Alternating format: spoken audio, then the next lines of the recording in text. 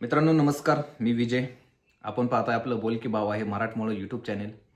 So चॅनलवरती नवीन असाल, पहिल्यांदाच व्हिडिओ पाहत असाल तर चॅनल आपल्याला सबस्क्राईब करून टाका. असेच माहितीपूर्ण व्हिडिओ पाहण्यासाठी आपल्या चॅनेलला नेहमी फॉलोअपमध्ये राहा. मित्रांनो, ज्या विषयावरती आपण बोलणार आहे तो विषय तुमच्या ऐवना लक्षात आलेला आहे, कारण आपण टायटल थंबनेल त्या संदर्भात लिहिलेलं आहे. मित्रांनो, मागच्या डिसेंबर 2024मध्ये एक विषय झाला होता. डिसेंबर 2024, 9 डिसेंबर 2024ला संतोष देशमुख नामक व्यक्तीचा, एका सरपंचाचा, मस्साजोग गावचे सरपंच संतोष देशमुख यांचा निर्घृण खून झाला होता. आणि या निर्घृण खून झाल्यानंतर या सर्व गोष्टी आपण सर्वत्र सोशल मीडिया आणि एकूणच सर्वत्रच या खुनाबद्दल आपण ऐकलं होतं. या खुनातला मेन आरोपी, ज्यांच्यावरती आरोप केले गेले होते किंवा आरोप निश्चितसुद्धा झालेले, ते वाल्मिक कराड. वाल्मिक कराड यांना आता फाशीची शिक्षा होणार आहे. मित्रांनो, ज्यावेळेस हे प्रकरण घडलं होतं त्यावेळेस आपण याच्यावरती अनेक व्हिडिओ बनवले होते. आपण रोज व्हिडिओ बनवतो, वेगवेगळ्या विषयावरती व्हिडिओ बनवतो. कारण आपल्याला संतोष देशमुखांना न्याय मिळवून द्यायचा होता. संतोष देशमुखांचे आरोपी जोपर्यंत सापडत नव्हते तोपर्यंत सगळ्या गोष्टी आपण जवळून पाहिल्या. पण ज्यावेळेस संतोष देशमुखांचे आरोपी सापडले, संतोष देशमुखांच्या आरोपींना आता फासावरती लटकवलं जात आहे, हे पाहून मला वाटतं अनेकांना समाधान वाटलं असेल. कारण ज्यांनी त्या निर्घृण खुनाचं वर्णन ऐकलं असेल त्यांना कुठेतरी समाधानाची जोड नक्कीच मिळाली असेल. तर मित्रांनो, कशा पद्धतीनं वाल्मिक कराड यांना फाशी होणार, वाल्मिक कराड आणि त्याच्यासोबत असलेले त्याचे 5-6 सहकारी, या सगळ्यांवरती आरोप निश्चित नावाचा जो प्रकार असतो तो सुद्धा झालेला आहे. त्याच्यामुळं आता त्याच्या पुढची प्रोसेस काय असेल हेच आपण या व्हिडिओमध्ये समजून घेणार आहोत. तर नमस्कार मित्रांनो, मी विजय आणि आपण पाहताय बोलकी भावा. मित्रांनो, ज्या वेळेस म्हणजे अशा घटना महाराष्ट्रामध्ये घडल्या त्यावेळेस ती प्रकरणं फास्ट ट्रॅकवरती चालवण्यात आली. हे प्रकरण वाटतं तितकं सोपं नव्हतं. याच्या पाठीमागं खूप काही गोष्टी होत्या, ज्या गोष्टी आपण नेहमीच पाहत आलो होतो. आता वाल्मिक कराड हा सुद्धा खूप मोठा माणूस होता. धनंजय मुंडे यांचा राईट हँड. धनंजय मुंडे कोण हे मी तुम्हाला नव्याने सांगत नाही. धनंजय मुंडे राष्ट्रवादी अजित पवार गटाचे आमदार आहेत सध्या. ते कुठल्याही प्रकारे मंत्री, पालकमंत्री नाहीत. त्याला कारणही तेच होतं, वाल्मिक कराडचं प्रकरण. कारण वाल्मिक कराडच्या संतोष देशमुखांना मारण्यात वाल्मिक कराडचा जो हात होता, या आणि वाल्मिक कराडच्या या सगळ्या प्रकरणामध्ये एक गोष्ट समोर आली, की ती म्हणजे धनंजय मुंडेंचा सुद्धा या प्रकरणामध्ये हस्तक्षेप आहे. आणि धनंजय देशमुख जे संतोष देशमुखांचे भाऊ होते, त्यांनी आता वेगवेगळे पुरावे समोर आणण्याचा निर्णय घेतलेला आहे. त्याच्यामुळे तो एक वेगळा ट्विस्ट या प्रकरणामध्ये येणार आहे. तो विषय नंतर आपण घेऊयाच. परंतु सध्या वाल्मिक कराडला फाशी कशी होते आणि कधी होणार आहे आणि फाशीच्या तिच्या पूर्ण प्रोसेस काय राहणार आहे, हे आपण या प्रकरणामध्ये पाहूया.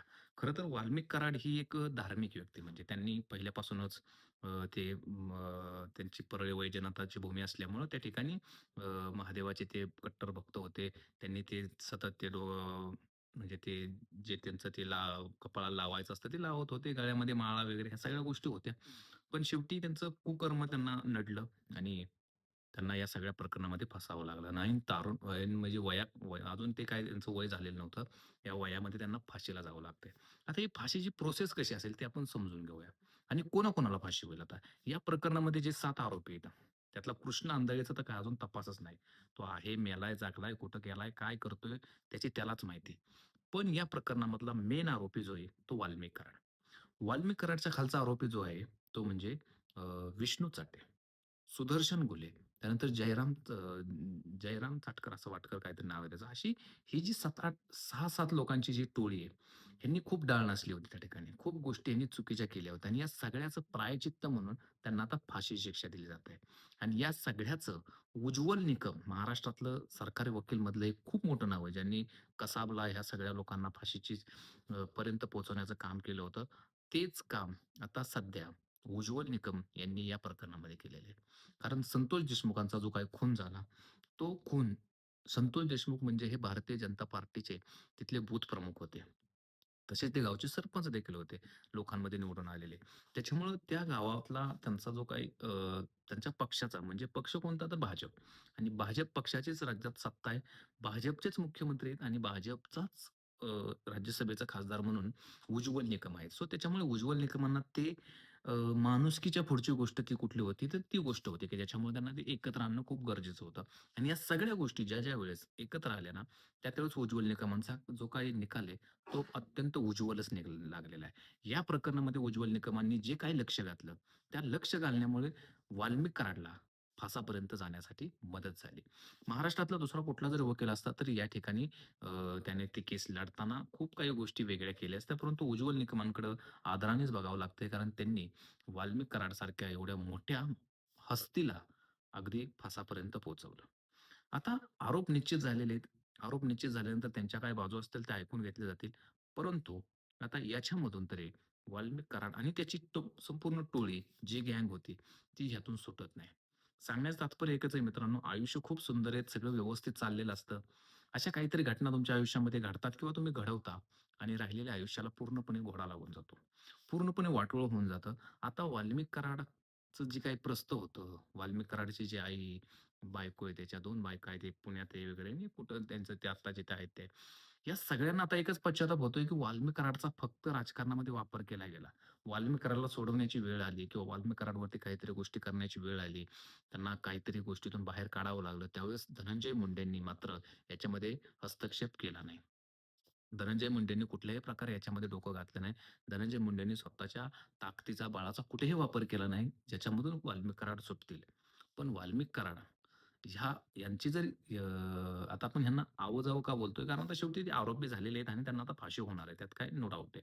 त्याच्यामुळं आता ते त्यांच्यासारखे तरी कोणी दुसरा वाल्मिक घडू नये किंवा दुसऱ्या वाल्मिकनं अशी कुठल्यातरी नेत्यासाठी एवढी सगळी स्वतःची हयात घालवू नये आणि हयात घालवून मग कुठेतरी असं एखादी चूक करून स्वतःच्या आयुष्याचं वाटोळं करू नये, म्हणून वाल्मिक कराड कोणी बनू नका. वाल्मिक कराड आणि त्याच्या 7ही सहकाऱ्यांना लवकरात लवकर फाशी होईल आणि एक असा बीडमधून एक खूप मोठं गुन्हेगारीचं वर्चस्व असलेली एक टोळी संपूर्णपणे माथेआड जाईल आणि एक नवं नवं काहीतरी बीडमध्ये तयार व्हावं हीच ईश्वरचरणी प्रार्थना. मित्रांनो, तुमचं म्हणणं काय? तुमचं मत काय? नक्की कमेंट्स बॉक्समध्ये मांडा. तुमची काही नवीन माहिती असेल तर सांगा. आपण नेक्स्ट व्हिडिओ त्याच्यावरती बनवूया. धन्यवाद मित्रांनो. जय हिंद, जय महाराष्ट्र.